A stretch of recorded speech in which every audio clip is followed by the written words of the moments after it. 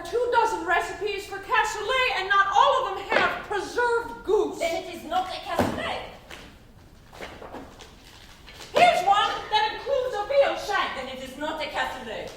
The ones from Alsace have no mention of goose, preserved or otherwise. Alsace? They put sauerkraut in everything. What do they know? Preserved goose is not something that an American can just go pick up with a Piggly Wiggly. Then they should find a goose and preserve it themselves.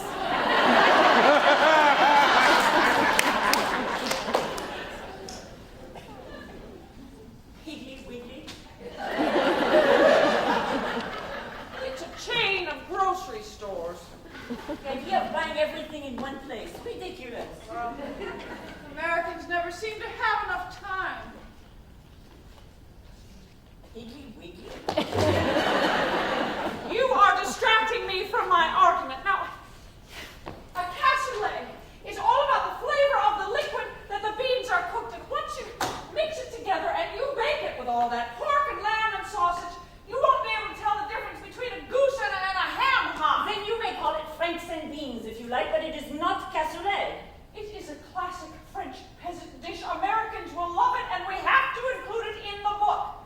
What is the use of my doing all of this research if you're going to ignore it? Do you want this to be a book about true, authentic French cooking? Do you want this to be a book that no one buys, like your last one?